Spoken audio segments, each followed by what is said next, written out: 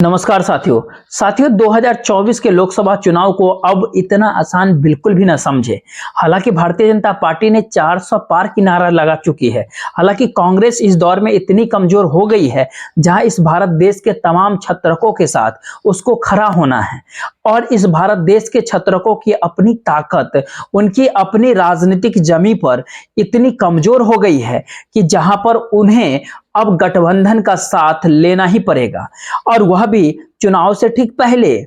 हालांकि सवाल ये हो गया है कि इन तमाम नारों और तमाम वादों और दावों के बीच पहली बार है कि उसने अपनी राजनीतिक जमीन को इस देश के भीतर जहां जहां गवा दी है वहां पर वह लड़ने के लिए कभी तैयार हुए ही नहीं। यानी इस संदेश को वह लगातार दूर होते चले गए कि कांग्रेस अपनी जमीन के ऊपर लड़ाई कब लड़ेगी। और इस भारत देश का सच तो यह भी कहता है कि उत्तर प्रदेश जिसने जीत लिया उसकी सत्ता दिल्ली में बनना ही है। चाहे वह इमरजेंसी के बाद 1977 का चुनाव हो, चाहे उसके बाद मंडल कमंडल की राजनीति इस भारत देश के भीतर छाई हुई हो, या फिर 2004 में साइनिंग इंडिया ही क्यों ना हो, और यहां तक कि 2014 में नरेंद्र मोदी जी के प्रधानमंत्री बनने के पीछे सबसे बड़ी ताकत या फिर सबसे बड़ी जीत उत्तर प्रदेश के ही रही, जहां पर 80 में से 71 सीट भारतीय जनता पार्टी जीत गई और एक ही झटके में भारतीय जनता पार्टी बहुमत के पार पहुंच गई 282 सीटों के साथ। और यही स्थिति कमोबेश 2019 के भीतर लोकसभा के चुनाव में रही। लेकिन इस दौरान आप परखेंगे इस दौर को तो एक बात आपको बहुत साफ दिखेगी, मंडल कमंडल की लड़ाई के भीतर कांग्रेस कहीं पर भी नहीं थी। और मंडल कमंडल की लड़ाई से पहले कांग्रेस के वर्चस्व को चुनौती देने के लिए कोई दूसरी राजनीतिक पार्टी नहीं थी। लेकिन अब पहली बार देश में राहुल गांधी ने इस बात को समझा कि अगर अपनी जड़ों को ही नहीं देखे, अगर राजनीतिक जमीन को विपक्ष के हाथ चले जाए तो फिर जनता के लोगों के बीच ये भरोसा और विश्वास कैसे लौटेगा कि कांग्रेस लड़ने को तैयार है। और यही सबसे बड़ी वजह है कि भारत जोड़ो न्याय यात्रा जो है, जो 14 जनवरी 2024 से निकलेगी और 20 मार्च तक चलेगी, उसमें सबसे ज्यादा दिन जो है किसी दूसरी जगह नहीं बल्कि उत्तर प्रदेश के भीतर गुजारे जाएंगे। और पूरब से लेकर के पश्चिम तक, यानी उत्तर प्रदेश के बनारस से लेकर के अलीगढ़, आगरा, और इस पूरी यात्रा के दौरान वो तमाम कॉन्स्टिट्यूएंसी को आती चली जाएगी, जिसको लेकर के भारतीय जनता पार्टी का एक ही पार्ट होता है कि उसने मंडल को पराजित कर दिया और अब अयोध्या यानी राम मंदिर के जरिए वह उत्तर प्रदेश के भीतर 80 में से 72 से 75 लोकसभा सीट जीतने का ख्वाब संजो चुकी है। तो चुनौती उत्तर प्रदेश के भीतर देनी पड़ेगी। यह पहला संदेश भारत जोड़ो न्याय यात्रा के जरिए राहुल गांधी ने दे दिया, क्योंकि रूट उनको ही तय करना था, राजनीतिक तौर पर कहां खड़े होना है, जबकि वह अमेठी पिछली बार हार गए थे। तो फिर क्या यह राजनीतिक मुनादी अब भारत जोड़ो न्याय यात्रा के जरिए हो गई, जहां के केंद्र में उत्तर प्रदेश होगा? क्योंकि उत्तर प्रदेश के भीतर 22 जनवरी के बाद यह माना जा रहा है कि समूचे देश भर के भीतर राम मंदिर की जिस हवा को भारतीय जनता पार्टी और संघ परिवार फैलाना चाहता है, बढ़ाना चाहता है, राजनीतिक लाभ पाना चाहता है, वो तमाम सारी परिस्थितियां के अनुकूल है। लेकिन 22 जनवरी 2024 के बाद जो स्थिति उत्तर प्रदेश के भीतर में होगी, उसके भीतर क्या यह संभव है कि 12, 13, 14 फरवरी को जब उत्तर प्रदेश में राहुल गांधी अपनी भारत जोड़ो यात्रा, न्याय यात्रा के जरिए, और उसके भीतर बनारस में एंट्री हो, अब बनारस से प्रयागराज और प्रयागराज से लखनऊ और रायबरेली, अमेठी होते हुए इन तमाम जगहों से गुजरते हुए उसके बाद जो है पश्चिमी उत्तर प्रदेश के दिशा में आगे बढ़े और उसके दिशा में आगे बढ़ जाए। लेकिन इस पूरे उत्तर प्रदेश के पार करने के दौरान क्या इस बार कांग्रेस या फिर कहें आप राहुल गांधी दो हाथ करने को तैयार हैं? इस पूरी परिस्थिति में जब मंदिर ही सबसे बड़ा राजनीतिक मुद्दा या फिर राजनीतिक ध्रुवीकरण के आसार भारतीय जनता पार्टी अपने तौर पर मान चुकी है, बना भी रही है। राजनीतिक तौर पर उत्तर प्रदेश की जीत और उत्तर प्रदेश में जीत के बाद दिल्ली दरबार की सत्ता को प्राप्त करना कोई बहुत मुश्किल काम नहीं होता, ये बार बार हर चुनाव के भीतर नजर आता है। और इसका पिछले 50 सालों में अगर आंकड़ा देखिएगा तो एक बात बहुत साफ होती है, उत्तर प्रदेश के भीतर फतेह करना और वहां पर मंडल और कमंडल की राजनीति खासतौर पर 89 के बाद जिस परिस्थिति में पनपी है, उसके भीतर मौजूदा समय में भारतीय जनता पार्टी अपने तौर पर ऐसा मान लिया है कि बीएसपी मध्यम वर्ग यानी वह खत्म हो चली है, और दूसरी तरफ समाजवादी पार्टी अपने बूते सत्ता में आने का ख्वाब कभी संजो नहीं सकता या फिर जीत हासिल कर नहीं सकती है। और अंतर्विरोध वोटरों के भीतर इस बात को लेकर के भी होगा कि मुस्लिम समुदाय कहां जाएगा। क्या वह कांग्रेस के पक्ष में इसलिए खड़ा है कि वह भारतीय जनता पार्टी को हरा देगी, या फिर भारतीय जनता पार्टी के लिए मुस्लिम वोटर तो कोई मायने ही नहीं रखता है, तो फिर मुस्लिम वोटर कहां जाए। अगर वह अखिलेश यादव के साथ खड़ा होता है और जीत उसके बाद भी नहीं मिलती है, तो फिर वोटरों को लगेगा कि उनका वोटर बर्बाद हो गया है। तो इंडिया गठबंधन के भीतर अपनी ताकत को दिखाने के लिए या अपनी ताकत के जरिए ही सीटों की सौदेबाजी हो या फिर राजनीतिक तौर पर चुनौती देने की प्रस्तुति हो, ये पहली बार भारत जोड़ो न्याय यात्रा के जरिए उत्तर प्रदेश को केंद्र ठीक उसी तरीके से बना लिया गया जैसे पहली भारत जोड़ो यात्रा के समय में आप ध्यान दीजिएगा तो 22 दिन कर्नाटक के भीतर गुजारे गए थे, और कर्नाटक में जब चुनाव हुए तो वहां पर भारतीय जनता पार्टी हार गई, कांग्रेस वहां पर जीत गई। जेडीएस को समझ ही नहीं आया कौन सा रास्ता पकड़े, और उस स्थिति के भीतर उसकी स्थिति जब बिगड़ी तो आज के समय में वो भारतीय जनता पार्टी के साथ खड़ी है। स्थिति यहां तक आ गई कि जेडीएस ने जब समझौता किया भारतीय जनता पार्टी के साथ, तो अपने प्रमुख नेता या फिर कहे महत्वपूर्ण नेता सीएम इब्राहिम तक को भी बाहर का रास्ता दिखा दिया, क्योंकि जिस रास्ते भारतीय जनता पार्टी चलती है और यह मान करके चलती है कि उनको जिन वोटरों की जरूरत नहीं है तो फिर वो नहीं है, तो फिर राजनीतिक की इस पूरी परिस्थिति के भीतर पहली बार एक ऐसी यात्रा के केंद्र में उत्तर प्रदेश आकर के अटक चुका है, जिसके जरिए कांग्रेस को ऐसा लगने लगा है कि वह अगर खुद को पुनर्जीवित करना चाहते हैं और राजनीतिक तौर पर 2024 के भीतर मजबूती के साथ नजर आना चाहते हैं, तो उत्तर प्रदेश में उसे कदम आगे बढ़ाना पड़ेगा। इस पूरी यात्रा को 4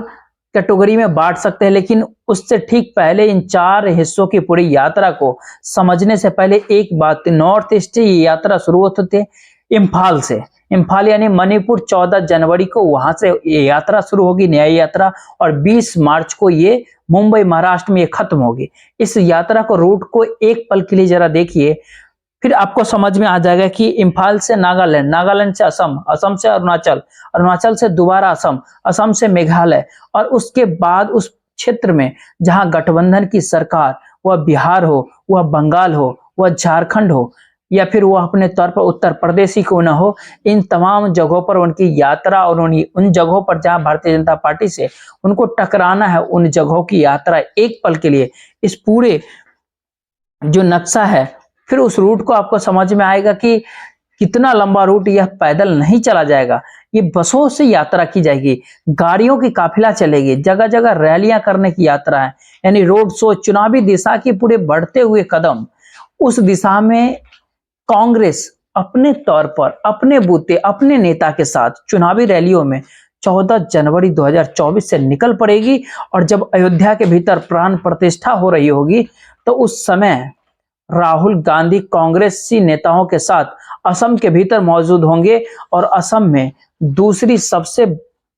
दिनों रहेंगे वहां, और वहां 8 दिन तकरीबन रहेंगे, 833 किलोमीटर करीब चलेंगे। लेकिन एक पल के लिए जरा इस पूरी यात्रा को, रूट को आप समझिएगा।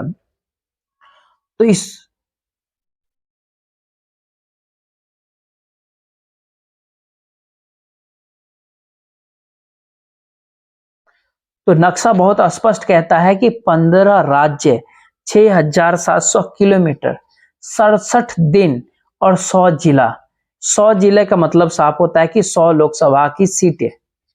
लेकिन सवाल होता है केवल 100 लोकसभा के सीटों का नहीं, कि इन सीटों में से कांग्रेस के पास सिर्फ 9 सीट ही है। सवाल तो ये होता है कि इन तमाम 15 राज्यों के भीतर कितनी लोकसभा की सीटें हैं और कांग्रेस वहां पर इस यात्रा के बाद कोई कमाल दिखा पाती है या फिर नहीं दिखा पाती है। क्योंकि साख के ऊपर राहुल गांधी की भी इमेज होगी, राहुल गांधी का अपना संघर्ष होगा, कांग्रेस की अपनी नेहरू गांधी की विरासत होगी, जिसको वर्तमान दौर में कोई दूसरा व्यक्ति नहीं ढो रहा बल्कि खुद राहुल गांधी हैं, जो ऐसे समय में जब नेहरू गांधी को खारिज करने की स्थिति में भारतीय जनता पार्टी राजनीतिक तौर पर इस देश के भीतर सक्रिय हो चले। तो फिर इस पूरे यात्रा का महत्व कितना ज्यादा हो सकता है, ये सिर्फ आप अंदेशा लगा सकते हैं कि राहुल गांधी इसकी अगुवाई कर रहे हैं, लेकिन बात इतना ही भर नहीं है, क्योंकि इन 15 राज्यों के भीतर 357 इतने लोकसभा की सीटें आती हैं। लेकिन इन 357 लोकसभा सीटों में से कांग्रेस के पास सिर्फ 14 सीटें ही बची हैं, यानी 14 पर ही उनको जीत मिली है और भारतीय जनता पार्टी को 238 सीट के ऊपर जीत मिली है। यहाँ पे मतलब क्या होता है, इन जगहों के ऊपर अगर strike rate 20% Bharatiya Janata party को काउंटर करते हुए कांग्रेस अगर जीत जाए तो एक ही झटके में 272 के आंकड़े के नीचे भारतीय जनता पार्टी आ जाएगी। लेकिन क्या ऐसा संभव है? क्योंकि 357 सीट में से जो गठबंधन है उनके पास 66 सीटें हैं, कांग्रेस के पास 14 सीटें हैं, 238 सीट भारतीय जनता पार्टी के पास है। यानी इस पूरी यात्रा की अगर पूरी रेखाओं को अगर समझे और सिर्फ भारतीय जनता पार्टी के अनुकूल ही नजर आ रही है। वहीं पर चुनौती देने के लिए उत्तर प्रदेश को केंद्र में रखकर अगर राहुल गांधी निकलेंगे तो पहला सवाल उत्तर प्रदेश को हर किसी के मन में होगा। बनारस से उत्तर प्रदेश में एंट्री होगी, बिहार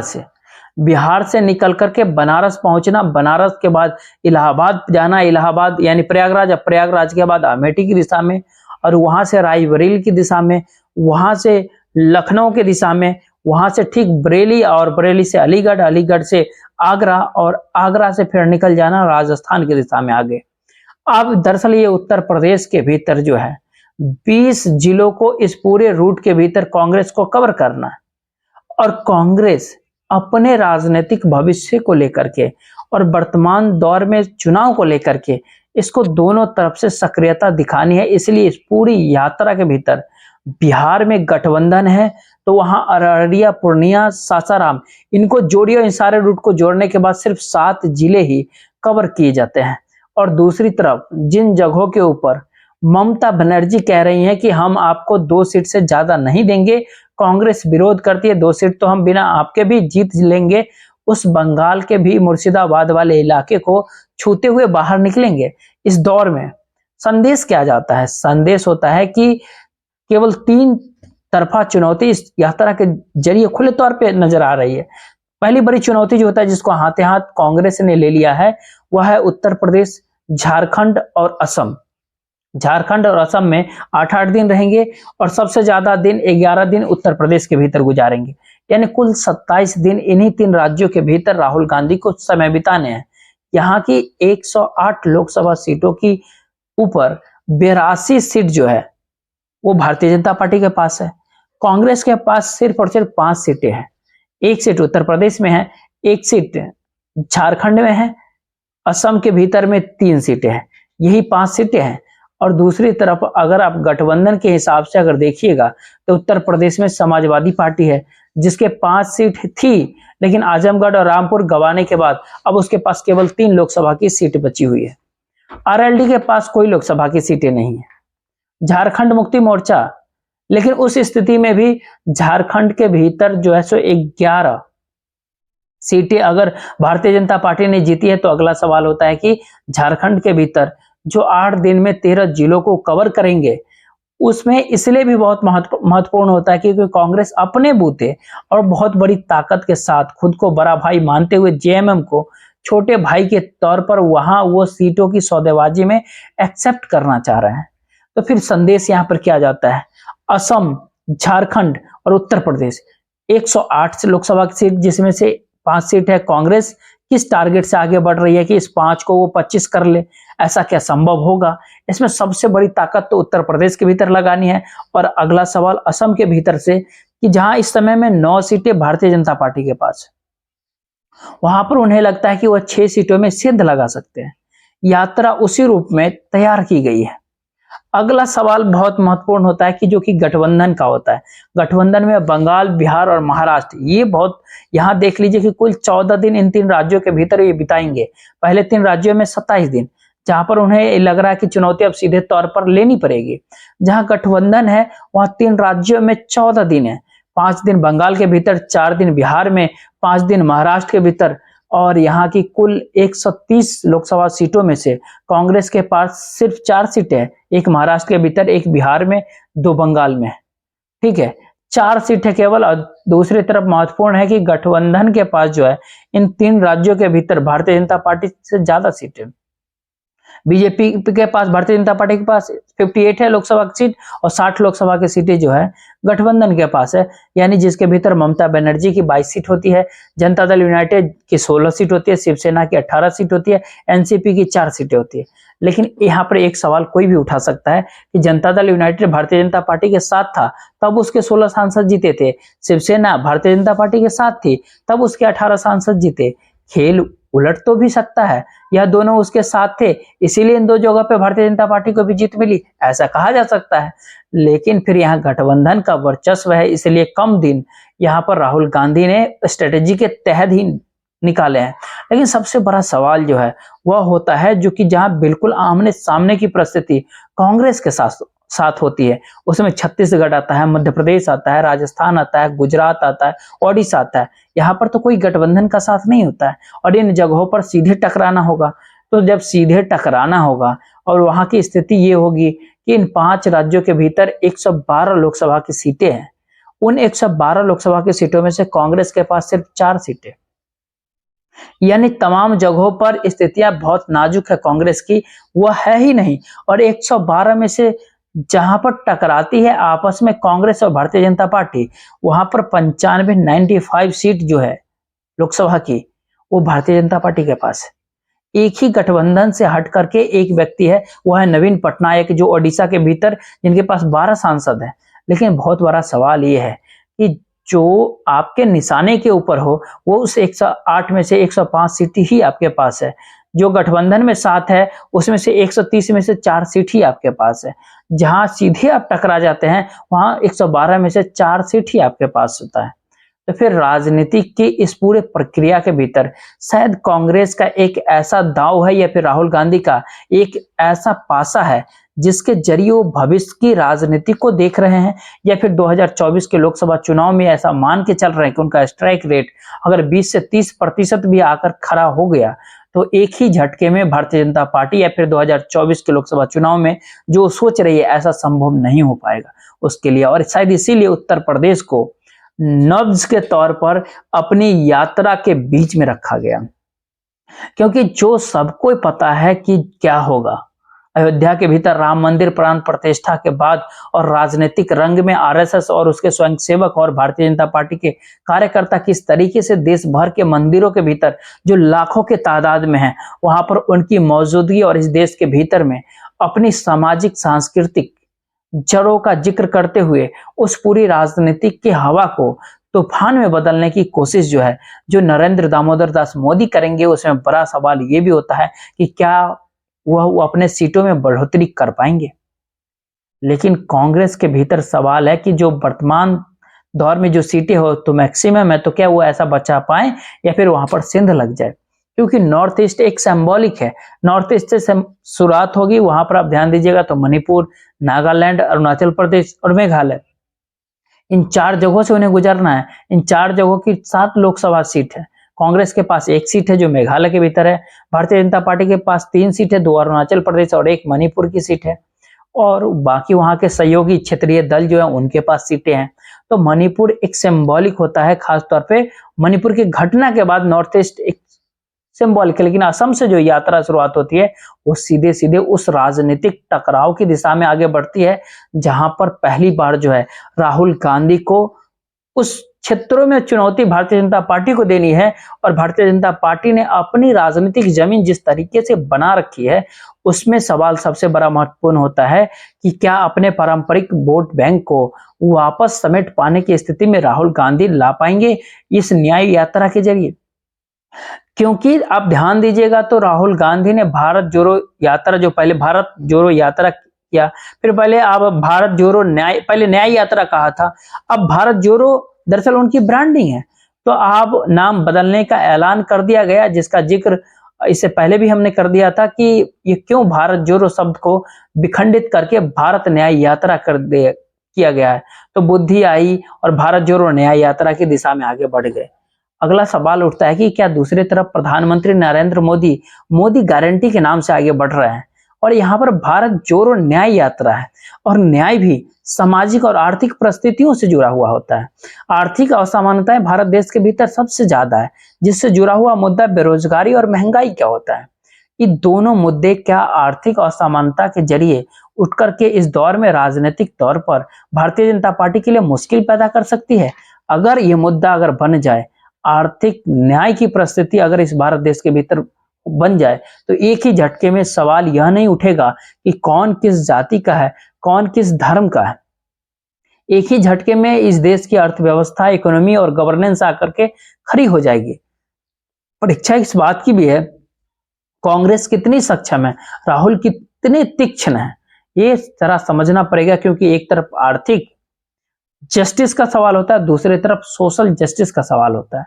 लेकिन बड़ा सवाल होता है कि सोशल जस्टिस का जो सवाल है, वो आते ही एक ही झटके में जाति जनसंख्या सामने आने लगती है, और कास्ट सेंसस किया जाए न किया जाए, और एक ही झटके में मंडल की राजनीति उभर करके सामने आती है, और मंडल की राजनीति के दायरे में भारतीय जनता पार्टी और उत्तर प्रदेश और बिहार समाज आता है। ये एक अंतर्विरोध भी है और ये एक पूरी राजनीतिक चुनौती भी है। इन दोनों परिस्थितियों के भीतर ये यात्रा क्या गुल खिलाती है, नहीं खिलाती है। लेकिन आखिरी के कुछ सवाल, जो बड़े सवाल है कुछ, वो सवाल क्या है कि क्या भारतीय जनता पार्टी को सीधे चुनौती देने की स्थिति में इस यात्रा के, न्याय यात्रा के बाद कांग्रेस आ जाएगी, खास तौर पर जब उसको ये बात पता है कि इस देश के भीतर में जहां जहां भारतीय जनता पार्टी और कांग्रेस टकराती है, कांग्रेस के हाथ में सिवाय 2, 4, 5% से ज्यादा वोट मिलता ही नहीं है, जीत होती ही नहीं है। ये सवाल है।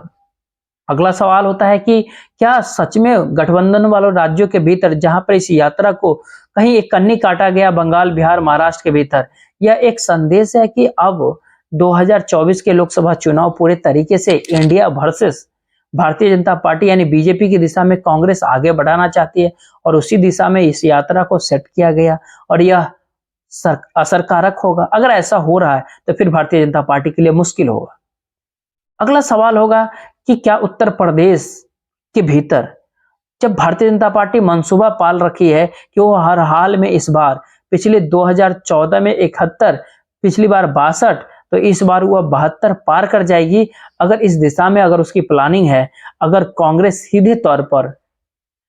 हेड एंड कोलोजन करने की स्थिति में है राजनीतिक सियासी तौर पर, जब वो बनारस से निकलेगी, बनारस प्रधानमंत्री मोदी की कॉन्स्टिट्यूएंसी है, तो फिर क्या यह संदेश राजनीतिक तौर पर कांग्रेस को लाभ दे पाएगा, पहुंचा पाएगा। जबकि बनारस कमलापति त्रिपाठी मुख्यमंत्री भी रह चुके हैं और गांधी परिवार के करीबी भी रहे हैं, लेकिन वर्तमान दौर में कमलापति त्रिपाठी के बेटे, उनके बेटे पोते वो कहाँ हैं, कांग्रेस के साथ खड़े हैं या फिर नहीं है। इन सारी चीजों को जरा आप देखिएगा तो कांग्रेस के सामने मुश्किल लेकर के आएगी। लेकिन बहरहाल अगला हिस्सा उत्तर प्रदेश से जुड़ा हुआ था। अगला सवाल होता है, इस दौर में एक तरफ फिर से कमंडल की पूरी धुन है और दूसरी तरफ मंडल को लेकर के जो सामाजिक न्याय के नारे की परिस्थिति है, उसको उभारने की स्थिति है। ये अगले टकराव के भीतर किसको कितना लाभ मिलेगा, इसको भी परीक्षण होना है। और अगली स्थिति जो लास्ट है, सबसे महत्वपूर्ण शायद, क्योंकि ये राहुल गांधी की अपनी छवि जो है, कांग्रेस के नेता राहुल गांधी की इस पूरी यात्रा के जरिए उस दिशा में आगे बढ़ेगी जो 2024 के लोकसभा चुनाव के बाद इस देश भर में पारंपरिक तौर पर जो सत्ता परिवर्तन होता है, वो जब होगा तब होगा, लेकिन कांग्रेस के हाथ में तब सत्ता लगेगी। या इस दौर में कांग्रेस राहुल के जरिए बिल्कुल एक नए कांग्रेस की परिस्थितियों को ला करके सामने रखने की, खड़ा करने की परिस्थिति में क्या आ सकती है। ये सबसे असल परीक्षा है जो सीधे सीधे राहुल गांधी के चेहरे के ऊपर टिका हुआ है। तो देखते रहिए। जय हिंद।